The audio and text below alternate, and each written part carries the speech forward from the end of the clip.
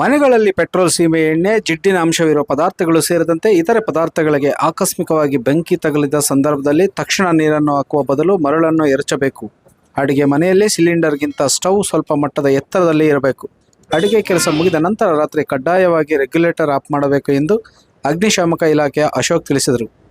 ನಗರದ ಸಿದ್ಧಾರ್ಥನಗರದ ಬಡಾವಣೆ ಶಾಲೆಯಲ್ಲಿ ಶನಿವಾರ ಸುವರ್ಣ ಕರ್ನಾಟಕ ಜನಶಕ್ತಿ ವೇದಿಕೆ ತಾಲೂಕು ಘಟಕ ಮತ್ತು ನಗರ ಘಟಕ ಇವರ ಸಹಯೋಗದಲ್ಲಿ ಶಾಲಾ ಮಕ್ಕಳಿಗೆ ಅಗ್ನಿಶಾಮಕ ಇಲಾಖೆ ವತಿಯಿಂದ ಮನೆ ಅಡಿಗೆ, ಗ್ಯಾಸ್ ಮತ್ತು ಅಗ್ನಿ ದುರಂತಗಳಿಂದ ಸುರಕ್ಷಿತವಾಗಿ ಇರುವುದರ ಬಗ್ಗೆ ಅರಿವು ಮೂಡಿಸುವ ಕಾರ್ಯಕ್ರಮ ಹಮ್ಮಿಕೊಳ್ಳಲಾಗಿತ್ತು.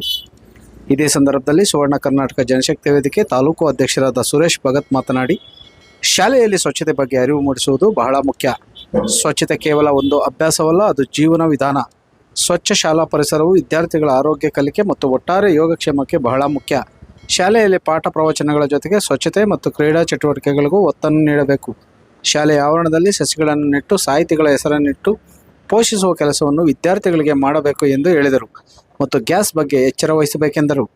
ಇನ್ನು ಇದೇ ಸಂದರ್ಭದಲ್ಲಿ ಸುವರ್ಣ ಕರ್ನಾಟಕ ಜನಶಕ್ತಿ ವೇದಿಕೆ ನಗರ ಘಟಕದ ಅಧ್ಯಕ್ಷರು ಮಧು, ಕಾರ್ಮಿಕ ಘಟಕ ಅಧ್ಯಕ್ಷರಾದ ಬಾಬು, ಸದಸ್ಯರಾದ ಸುಭಾಷ್, ವಿನೋದ್, ಮೂರ್ತಿ ಮತ್ತು ಶಿಡ್ಲಘಟ್ಟ ಅಗ್ನಿಶಾಮಕ ಠಾಣೆ ಸಿಬ್ಬಂದಿ ಎಂ ಮುನಿಕೃಷ್ಣ, ರಾಮಾಂಜನಪ್ಪ, ಶ್ರೀನಿವಾಸ್, ಕೆ ರಕ್ಷಿತ್, ಅಶೋಕ್, ಉಮೇಶ್, ಶಾಲಾ ಮುಖ್ಯ ಶಿಕ್ಷಕರಾದ ಮೊಹಮ್ಮದ್ ಉಸ್ಮಾನ್, ಸಹ ಶಿಕ್ಷಕಿ ನಗೀನಾ, ಕವಿತಾ, ನಾಗಮಣಿ, ಅನುಷಾ, ಅಡಿಗೆ ಸಿಬ್ಬಂದಿ ಗಾಯತ್ರಿ ಎಸ್ ಮತ್ತು ಸಾರ್ವಜನಿಕರು ಈ ಕಾರ್ಯಕ್ರಮದಲ್ಲಿ ಪಾಲ್ಗೊಂಡಿದ್ದರು. ವರದಿ ಗುರುಮಡಗು ಮೈತ್ರಿ ಲೋಕೇಶ್, ಕನ್ನಡ ಮೈತ್ರಿ, ಶಿಡ್ಲಘಟ್ಟ.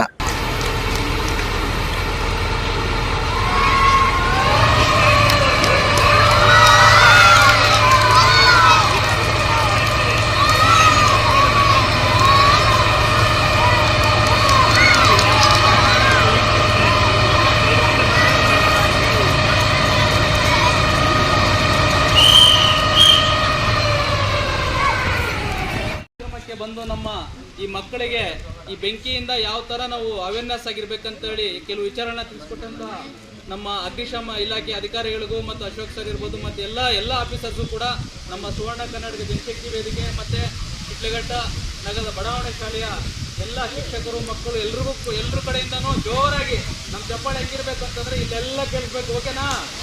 ಜೋರಾಗಿ ಚಪ್ಪಾಳೆ ಹೊಡೆದ್ರೆ ಈ ಒಂದು ವಿಚಾರದ ಬಗ್ಗೆ ನಮ್ಮ ಶಾಲಾ ಶಿಕ್ಷಕರು ಒಂದೆರಡು ಮಾತು ಮಾಡಿ ಒಂದು ಕಾರ್ಯಕ್ರಮ ಇಲ್ಲಿಗೆ ಮುಗಿಸೋಣ. ಓಕೆನಾ? ಬಾಂಡ್ಲಿ ಬೆಂಕಿ ಹಾಕತ್ತ ಏನ್ ಮಾಡ್ಬೇಕು ಅವಾಗ? ದ್ರವ ರೂಪದ ವಸ್ತುಗಳಿಗೆ ಬೆಂಕಿ ಆದಾಗ ನಾವು ಯಾವುದೇ ಕಾರಣಕ್ಕೂ ನೀರನ್ನ ಅಪ್ಲೈ ಮಾಡಬಾರ್ದು. ಯಾಕೆ ಅಪ್ಲೈ ಮಾಡಬಾರ್ದು ಅಂದ್ರೆ ನೀರಿನ ಫಾರ್ಮುಲಾ ಏನು? H2O. H ಅಂದ್ರೆ ಹೈಡ್ರೋಜನ್, O ಅಂದ್ರೆ ಆಕ್ಸಿಜನ್. ಉರಿತಾ ಇರುವಂತಹ ಬೆಂಕಿಗೆ ಇನ್ನು ಆಕ್ಸಿಜನ್ ಸಿಕ್ಕರೆ ಬೆಂಕಿ ಅನ್ನೋದು ಜಾಸ್ತಿ ಆಗ್ತದೆ.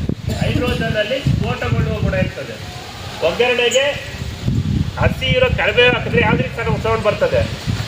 ಪಟ್ ಅಂತ ಸಿಗುತ್ತದೆ ಗೊತ್ತಾ? ಅದು ಯಾಕೆ ಸಿಗುತ್ತೆ ಅಂದ್ರೆ ಕರಿಬೇವಲ್ಲಿ ನೀರಿತ್ತು. ನೀರನ್ನ ನಾವು ಎಣ್ಣೆಯಲ್ಲಿ ಹಾಕಿದಾಗ ಅದು ಕೆಮಿಕಲ್ ರಿಯಾಕ್ಷನ್ ಆಗಿ ಹೈಡ್ರೋಜನ್ ಸಪ್ರೇಟ್ ಆಯಿತು, ಆಕ್ಸಿಜನ್ ಸಪ್ರೇಟ್ ಆಯಿತು.